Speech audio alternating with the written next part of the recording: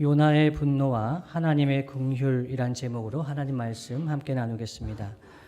여러분, 하나님께 기도하시다가 하나님께 원망하고 하나님께 화를 내보신 적이 있으십니까? 너무나 답답해서, 너무나 고통스러워서 하나님 앞에서 마음이 상해서 그렇게 기도해 보신 적이 있으십니까? 오늘 선지자 요나는 하나님 앞에서 분노하고 있습니다. 매우 싫어했다고 이야기를 합니다. 성을 냈다고 1절에 기록이 되어 있습니다. 요나 선지자는 북이스라엘에 활동했던 선지자입니다. 주전 8세기에 활동했던 선지자이지요. 그 당시 북이스라엘의 왕은 여로보암 2세였습니다. 영토는 많이 확장되고 군사적으로도 부강한 그런 때였습니다. 그때 선지자 요나에게 적국인 아수르라고 하기도 하죠. 아시리아의 큰 성 니느웨에 가서 하나님 말씀 전하라 했습니다. 40일이 지나면 니느웨가 무너질 것이라고 하나님 말씀 전하라 했습니다. 요나가 좋아했을까요? 싫어했을까요? 적국인데요. 그 적국은 망해야 되지 않습니까? 그래서 정반대편 지금의 스페인 지역인 다시스로 가는 배를 타고 도망칩니다. 하나님은 그 요나를 붙잡아다가 니느웨로 보내시죠. 그래서 니느웨에서 하나님 말씀 전했습니다. 3장까지의 내용입니다. 그렇게 니느웨가 회개했다고 하면서 은혜롭게 끝나면 좋은데 4장이 이어집니다. 요나 선지자가 너무 화가 났습니다. 너무 싫어했습니다. 그래서 여호와 하나님께 이렇게 기도했다고 합니다. 첫째는요. 여호와여, 내가 고국에 있을 때에 이러하겠다고 말씀하지 아니하였나이까? 그래서 내가 빨리 다시스로 도망했습니다. 라고 합니다. 하나님, 내가 이럴 줄 알았어요. 라는 거죠. 그래서 내가 이런 꼴 안 보려고 다시스로 도망갔는데 하나님이 저를 끌고 오셨습니다. 하나님 책임지십시오. 이런 마음이 담겨 있는 거죠. 이어서 이렇게 얘기합니다. 주께서는 은혜로우시며 자비로우시며 노하기를 더디하시며 인애가 크시사 뜻을 돌이켜 재앙을 내리지 아니하시는 하나님이신 줄 내가 알았음이니이다. 그래서 도망쳤습니다. 그건 하나님을 비꼬는 말입니다.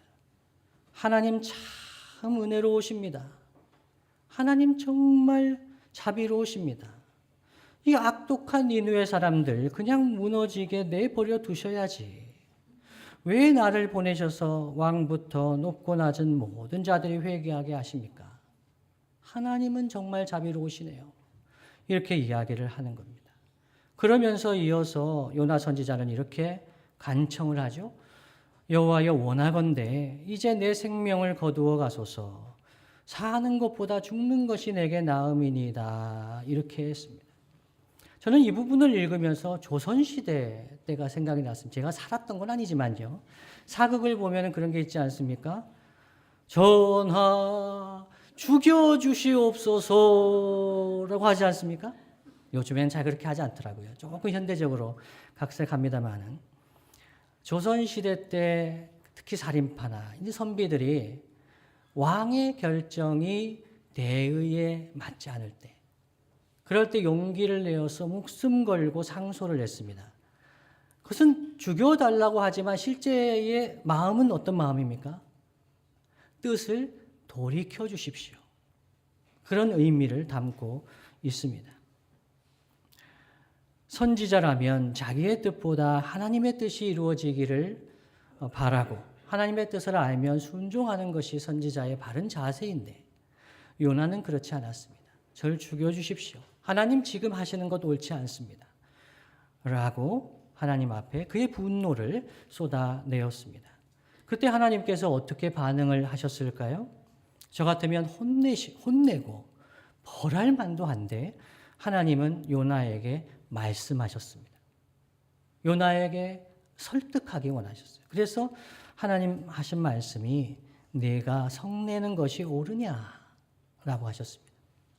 네가 지금 성내는 것이 옳으냐. 그때 요나는 어떻게 대답합니까? 예, 옳습니다. 라는 것을 행동으로 보여줍니다. 대답하지 않고 하나님의 그 질문에 대답하지 않고 니느웨 성읍에서 나가버립니다. 성읍 동쪽에 앉아서 초막을 짓습니다. 그리고 그 성읍에 니느웨에 무슨 일이 일어나는지를 보려고 그늘 아래에 앉았습니다. 마치 여의도의 불꽃 축제를 구경하기 위해서 좋은 자리를 맡아놓고 그 불꽃 축제를 기다리는 사람 같이 40일이 지나면 이 니느웨 성이 망한다고 했는데 니느웨 사람들이 어떻게 되나 보자 하는 것이죠. 요나가 원했던 것은 니느웨 성이 망하는 것이었습니다. 그들이 그 죄에 합당한 벌을 받는 것이었습니다. 그런데 하나님께서 그 백성에게 주신 것은 은혜였죠. 그 죄를 회개하면서 엎드릴 때 하나님께서 죄를 용서해 주시는 것입니다. 그러나 요나는 끝까지 자기가 생각이 옳다고 생각하면서 40일이 지날 때 하나님께서 망하게 하시는지 아니하시는지 확인하고 싶었습니다. 이와 같이 요나는 목숨을 걸고 하나님께 항의하면서 자기의 뜻, 즉 니느웨는 망해야 한다는 것을 끝까지 그 모습을 보기를 원했습니다. 여러분, 요나서가 왜 이렇게 이상하게 말씀이 마무리가 될까요? 3장까지 마무리하면 얼마나 은혜롭습니까? 이 요나가 마음을 돌이켜서 니느웨에 가서 말씀 전했더니 니느웨 사람들이 회개하고 돌아왔다. 이렇게 잘 살았더라 하면은 좋지 않습니까? 왜 4장에서 하나님은 요나의 그러한 밑바닥의 모습을 보여주시고 그러면서 하나님은 끝까지 이 요나를 설득하기를 원하셨을까요? 그 이유는 니느웨의 모습을 통해서 하나님은 하나님의 백성 이스라엘이 그들의 모습을 보기를 원하셨습니다. 니느웨가 회개하는 것을 보여주시면서 이스라엘의 모습을 보기를 원하셨습니다. 이스라엘 백성은 그 죄악을 회개하지 않았습니다. 그 모습의 대조가 이루어지고 있는 거죠. 니느웨는 회개했습니다. 이스라엘은 선지자들을 통해 주신 하나님 말씀 듣고도 회개하지 않았습니다.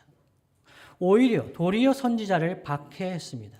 그것이 북이스라엘의 역사였습니다. 대표적인 예가 아모스 선지자입니다. 아모스 7장 12절 13절 말씀을 함께 한번 읽어보겠습니다. 시작. 아마샤가 또 아모스에게 이르되 선견자야 너는 유다 땅으로 도망하여 가서 거기에서나 예언하고 다시는 베델에서 예언하지 말라. 이는 왕의 성소요 나라의 궁궐임이니라. 이렇게 했습니다. 아모스뿐만 아니라 많은 선지자가 북이스라엘의 왕들에게 하나님의 뜻을 증거했습니다. 그렇게 살면 안 된다고 하나님의 뜻을 증거했습니다. 아모스는 남유다의 사람입니다. 남유다의 사람을 북이스라엘까지 보내서 그 왕들과 백성들이 하나님께 돌이키라고 하나님 말씀을 전했습니다. 그때 아마샤는 아모스에게 선견자야 너는 유다 땅으로 도망하여 가서 거기에서나 떡을 먹어라. 떡을 먹는다는 것은 직업적인 예언자 사역을 하는 것을 의미합니다. 북이스라엘의 선견자들, 종교 지도자들은 북이스라엘의 왕들이 먹여 살린다는 겁니다. 다들 괜찮다고 하는데 평안하다고 하는데 네가 무슨 소리냐 하면서 그 아모스를 쫓아 보냅니다. 반면 니느웨의 왕은 어떻게 반응했습니까? 보좌에서 일어나 왕복을 벗고 굵은 베옷을 입고 제 위에 앉아서 회개했습니다. 자기만 회개한 것이 아닙니다. 조서를 내려서 사람이나 짐승이나 모두 금식할 것을 명했습니다. 하나님께 부르짖고 각기 악한 길과 강포에서 떠날 것을 명했습니다. 단순히 하나님 앞에서 그냥 회개하는 신용만 한 것이 아닙니다. 그의 불의함, 그 니느웨의 악독을 회개하면서 그 삶을 돌이켰습니다. 이스라엘 왕 중에는 이런 왕이 없었습니다. 그러나 니느웨의 이 모습을 통해서 하나님은 하나님의 백성에게 말씀하십니다. 하나님의 백성이라고 하면서 하나님 말씀을 안다고 하면서 그럼에도 불구하고 하나님 앞에 그 말씀의 선지자의 외침에 순종하지 않았던 그 백성에게 하나님은 니느웨를 통해서 말씀하고 있습니다. 그러나 우리는 요나와 북이스라엘을 너무 무시할 수는 없습니다. 그 당시 이 요나 선지자와 북이스라엘 상황은 정말 모든 것이 잘 되어가는 것 같을 때였습니다. 요나 선지자는 북이스라엘 영토의 회복을 예언한 유명한 유력한 선지자였습니다. 열왕기하 14장 25절 말씀 이렇게 증거합니다. 이스라엘의 하나님 여호와께서 그의 종 가드 헤벨의 아미떼의 아들 선지자 요나를 통하여 하신 말씀과 같이 여로보암이 이스라엘 영토를 회복하되 하맛 어귀에서부터 아라바 바다까지 하였으니라고 말씀합니다. 북이스라엘 그때의 영토를 회복했습니다. 요나 선지자의 예언에 따라서 그것이 이루어지는 것을 보면서 북이스라엘 사람들은 어떻게 생각했을까요? 하나님의 은혜가 있구나. 하나님이 이 나라에게 복을 주시는구나. 우리가 그래도 다른 나라보다는 잘 살아서, 다른 나라보다는 우리가 의롭게 살아서 이렇게 복을 받는 것이 아니겠느냐. 저 아시리아와 니느웨 사람들보다 우리가 낫지. 이런 생각을 했을지도 모릅니다. 그러나 열왕기 기자를 통해서 하나님은 그 모든 역사가 하나님의 은혜였다는 것을 증거해 주십니다. 열왕기하 14장 26절 27절 말씀을 다 함께 한번 읽어보겠습니다. 시작. 이는 여호와께서 이스라엘의 고난이 심하여 매인자도 없고 노인자도 없고 이스라엘을 도울 자도 없음을 보셨고 여호와께서 또 이스라엘의 이름을 천하에서 없이 하겠다고도 아니하셨으므로 요아스의 아들 여로보암의 손으로 구원하심이었더라. 아멘. 이스라엘 백성은 그들에게 베풀어 주신 것이 하나님이 복을 주셔서 우리가 좀 나아서 하나님 백성이니까 이런 일이 일어났다고 생각했을지 모르겠지만 하나님은 이스라엘의 고난이 너무 심한 것을 보시고 이스라엘을 도울 자가 없는 것을 보시고 그리고 이스라엘 이름을 천하에 없이 하겠다고도 하지 아니하셨기 때문에 긍휼을 베풀어 주셔서 은혜를 베풀어 주셔서 그 영토를 회복시켜 주시고 선지자를 통해서 말씀해 주셨다는 것이죠. 이 하나님의 은혜가 이스라엘에게 임했고 그리고 더 나아가서 아시리아 적국의 큰 성 니느웨에도 임했습니다. 그런데요, 여러분, 하나님의 은혜가 우리 자신에게 주어질 때는, 이스라엘에게 주어질 때는 그것을 당연하게 생각합니다. 그렇지. 나는 하나님의 백성이니까 하나님께서 은혜 베푸시는 것이 당연하지. 그런데요, 그 은혜가 내가 생각할 때는 정말 벌을 받아야 하고, 나보다 정말 나쁘게 살고, 악하게 살고, 그런 사람들에게 하나님의 은혜가 임할 때 우리는 어떤 생각을 하기 쉬운가? 그것이 요나에게 일어난 일들을 통해서 우리가 짐작할 수가 있습니다. 나에게 은혜가 임할 때는 은혜입니다. 당연하게 생각합니다. 나는 은혜 받을 자격이 있는 것 같이 착각하기 쉽습니다. 그런데 그 은혜가 타인에게 주어질 때는 분노합니다. 왜 니느웨입니까, 하나님? 왜 앗수르입니까? 저들은 잔인하지 않습니까? 포악하지 않습니까? 저들은 벌을 받아야 하지 않습니까? 공정하지 않다고 생각했습니다. 하나님의 불공정한 처사에 분노하고 죽기를 두려워하지 않고 저항했습니다. 이것이 요나의 모습, 북이스라엘의 모습이었습니다. 그러나 하나님은 이 요나를 설득하십니다. 이스라엘의 선지자를 보내시고 기다리시면서 이스라엘의 회개를 촉구하시면서 기다리시는 것처럼 요나의 모습을 보여주시면서 요나가 하나님의 마음을 깨달을 때까지 기다리십니다. 그래서 이 4장, 요나서 4장이 우리에게 알려주는 것은 북이스라엘의 역사적인 현실의 모습이 어떠했는지, 그러나 하나님께서 그 북이스라엘에게 그리고 아시리아의 니느웨에 어떠한 긍휼을 베풀어 주셨는지 하나님의 마음을 우리에게 깨닫게 해주십니다. 오늘 말씀을 우리의 삶 가운데 적용해 본다면 첫 번째 적용해 볼 것은 우리는 어떤 순간에도 하나님이 어떠한 분이신지를 우리가 깊이 마음에 새겨야 하겠습니다. 이 오늘 말씀에 드러난 하나님의 성품이 무엇입니까? 요나도 알았듯이, 요나도 이론적으로는 알았습니다. 주께서는 은혜로우시며 자비로우시며 노하기를 더디하시며 인애가 크셔서 뜻을 돌이켜 재앙을 내리지 아니하신다라고 2절에서 고백했습니다. 여기서 인애라고 번역한 것은 히브리어로 헤세드라는 단어입니다. 이것은 한결같은 하나님의 은혜입니다. 한결같은 은혜. 우리가 생각할 때는 하나님의 은혜와 사랑을 거두실 만한데 하나님께서 그 은혜로 사랑으로 그 백성에게 인애를 베풀어 주십니다. 그 백성에게만요? 나에게만요? 하나님께서 그 인애와 사랑을 하나님 지으신 그 사람들에게 육축에게 가축에게도 그 은혜를 베풀어 주시는 것을 오늘 이 4장 말씀을 통해서 볼 수 있습니다. 이것이 첫 번째입니다.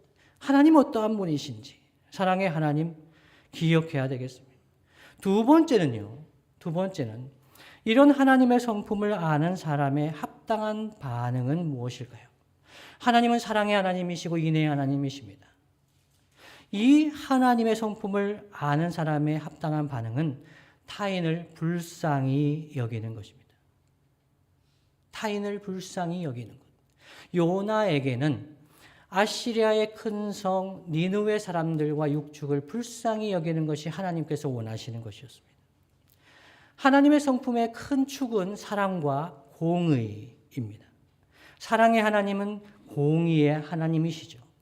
그래서 하나님은 니느웨에 40일이 지나면 이 성이 망할 것이라고 그 말씀을 전하게 하셨습니다. 왜냐하면 공의의 하나님이시기 때문입니다. 그 요나는 그 말씀을 전했습니다. 공의의 하나님의 말씀입니다. 40일이 지나면 이 성이 망할 겁니다. 그러나 동시에 하나님은 사랑의 하나님이십니다. 회개하며 돌이키면 그 성에 은혜를 베푸십니다. 그런데 요나는 끝까지 공의의 심판자가 되기를 원했습니다. 니느웨는 망해야지요, 하나님. 하나님 뜻을 돌이키시면 됩니까? 자기가 공의의 심판자입니다. 그러나 심판은 하나님께서 하십니다. 살아계신 하나님께서 심판하십니다. 우리에게 맡겨주신 것은 복음을 전하라는 것입니다. 복음에는 두 가지가 포함되어 있습니다. 예수님을 믿고 따르며 하나님 나라 백성의 길, 의의 길, 평강의 길을 갈면 생명을 얻습니다. 영생을 얻습니다. 삽니다. 구원의 복음이 담겨 있습니다. 그러나 동시에 회개하지 아니하면 심판을 받게 됩니다. 그것이 복음이 담겨 있는 양면적인 모습입니다. 복음을 전하라고 하십니다. 우리는 복음을 전할 때에 대상을 나눌 수가 없습니다. 대상을 배제할 수가 없습니다. 요나는 니느웨에는 복음을 전하기 원하지 않았습니다. 이 사람들은 망해야 된다고 생각을 했습니다. 그러나 하나님은 그들도 사랑하시고 그들을 긍휼히 여기시고 그 성읍 니느웨에 하나님 복음을 전하라고 하셨습니다. 왜요? 하나님은 그 백성을 사랑하시고 그 사람들 가축까지 아끼셨기 때문입니다. 4장 12절에 아끼지 아니하겠느냐라고 번역해 아낀다라는 동사의 뜻은 불쌍히 여긴다는 뜻입니다. 사랑의 하나님은 불쌍히 여기십니다. 악독한 성읍 니느웨의 사람들도 하나님은 불쌍히 여기십니다. 그들을 구원하기를 원하십니다. 하나님의 이 성품을 아는 사람들은 어떠한 사람이라도 극악무도한 죄인도 불쌍히 여기는 것이 옳다는 것을 압니다. 우리 안에 성령께서 내주하시고 성령의 열매를 맺게 하실 때 하나님은 우리를 사랑의 사람으로 빚어가십니다. 하나님의 공의에 대해서 알게 하시고 회개하게 하시고 그러면서 우리에게 사랑 없음을, 우리의 무정함을, 우리의 무관심을 깨닫게 하십니다. 그러면서 불쌍히 여기는 마음을 갖게 하십니다. 사랑의 반대는 무관심인 것 같습니다. 내가 무관심한 것. 니느웨 사람들 그냥 죽든지 어떻게 되든지 무관심하고 그런 사람들을 향해서 나아가게 하시고 그들을 위해 기도하게 하시는 것 하나님의 역사입니다. 나에게 상처를 준 사람들, 미워하게 하는 사람들, 불쌍히 여기는 마음을 가지게 되는 것. 이것이 우리 하나님께서 우리 안에 이루기를 원하시는 하나님의 역사, 성령의 역사입니다. 그래서 복음을 믿는 사람, 하나님의 사랑을 경험한 사람의 특징은 인종과 문화와 지역과 계층의 장벽을 뛰어넘어서 그들을 긍휼히 여길 수 있는 마음을 경험하게 됩니다.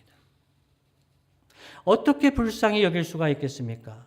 사랑하면 불쌍히 여길 수가 있습니다. 우리는 가족일지라도 불쌍히 여기지 못할 때가 있습니다. 남편을, 아내를, 자녀를 주님의 사랑으로 불쌍히 여기는 마음이 들 때가 있습니다. 우리가 무관심하게 될 때는 그것을 느끼지 못합니다. 그런데 주님의 마음을 품게 되면, 주님의 사랑을 품게 되면 불쌍히 여기는 마음이 듭니다. 사랑의 마음, 성령께서 우리 안에 역사하시는 증거입니다. 그러나 죄인은 자기밖에 모릅니다. 자기만 사랑합니다.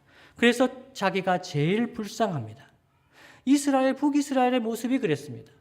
북이스라엘이 제일 불쌍합니다. 그래서 그 민족을 위해서만 생각했습니다. 하나님 앞에 회개하고 나오지 않으면서도 그 민족만 생각합니다. 아시리아는 망해야 된다는 것입니다.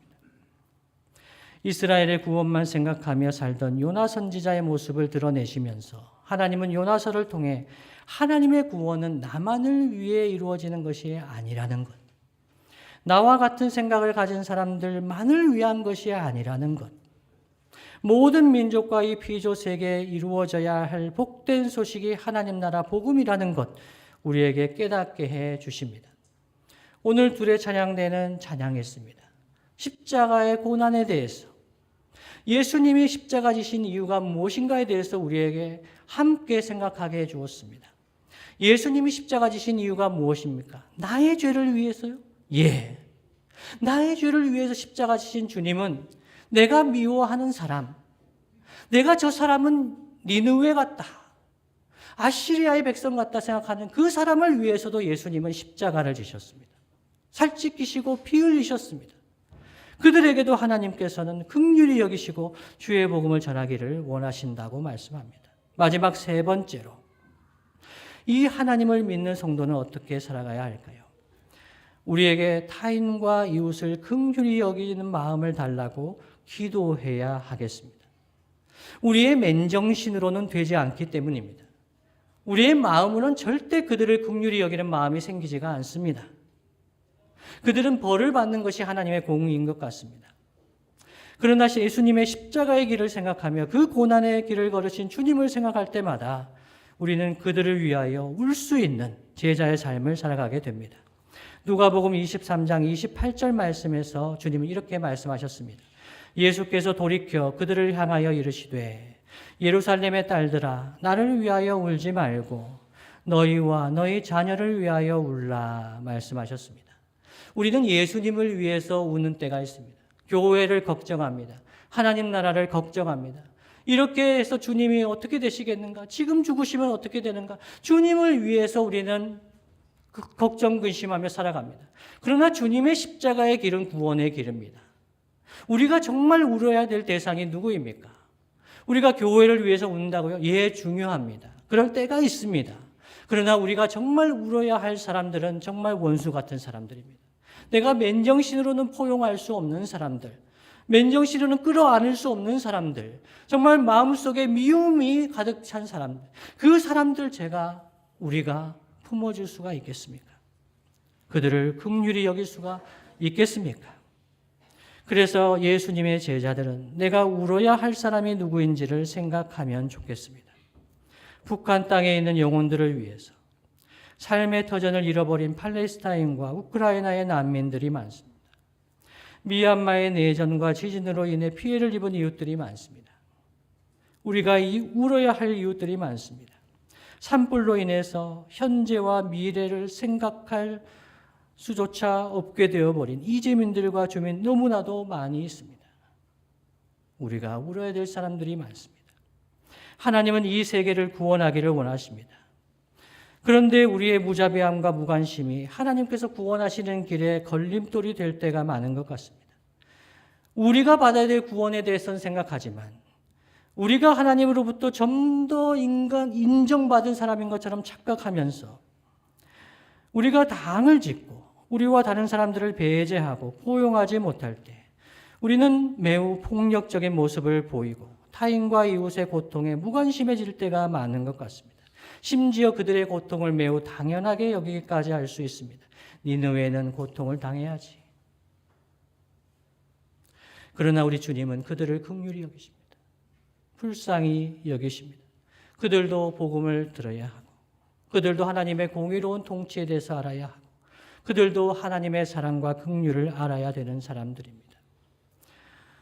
이렇게 우리가 사랑해야 할 사람과 오히려 우리가 서로 상처를 주고받으면서도 서로를 긍휼히 여기지 못할 때, 우리가 사랑해야 될 사람임에도 불구하고 서로 상처를 주고받으면서 서로를 긍휼히 여기지 못할 때 결국 복음을 막아설 수도 있습니다. 그래서 우리가 하나님의 구원과 회복의 역사, 하나님 나라 복음 전파의 걸림돌이 될 수도 있는 것이죠. 말씀을 마무리하겠습니다. 주님이 사랑하시는 성도 여러분, 윤석열 대통령의 탄핵 심판이 마무리가 되었습니다. 어떤 사람은 이 심판을 보면서, 파면의 결정을 보면서 기뻐하는 분들도 있으셨겠습니다. 그러나 이 결정을 보면서 마음의 무거움을 느낀 분들, 이 나라 이 민족을 위해서 근심하며 염려하며 이 나라의 보수는 어떻게 되는 것인가? 이 나라의 질서는 어떻게 되는 것인가? 근심하며 염려하는 분들도 못지않게 많습니다. 한 국민입니다. 우리의 이웃들입니다. 하나님께서 긍휼히 여겨주시는 분들입니다. 우리가 마냥 기뻐할 수는 없고 마냥 슬퍼할 수도 없습니다. 하나님의 사랑과 하나님의 공의의 통치를 우리가 신뢰하면서 하나님의 뜻이 무엇인가를 우리는 생각하면 좋겠습니다. 이 일로 인해서 국론은 극단적으로 분열되었습니다. 우리 사회의 부끄러운 민낯을 그대로 드러내었습니다. 상처받은 사람들이 너무나 많습니다. 어떻게 상처받고 무너진 사회적인 관계를 회복할 수 있을지 너무나 걱정이 됩니다. 교회도 그렇습니다. 저마다 자신의 주장이 옳다고 목숨을 걸고 주장합니다. 반대의 의견을 가진 사람들이 사라져야 나라와 민족이 살 수 있겠습니까? 마치 아시리아는 악의 축이고 이스라엘은 절대 선이며 아시리아의 니느웨가 망해야 북이스라엘이 회복되고 번영할 수 있다고 생각하는 것, 우리에게도 볼 수 있는 그러한 모습입니다. 그러나 하나님은 이스라엘을 애당초 그들을 부르실 때 열방 가운데 복이 되는 나라로 부르셨습니다.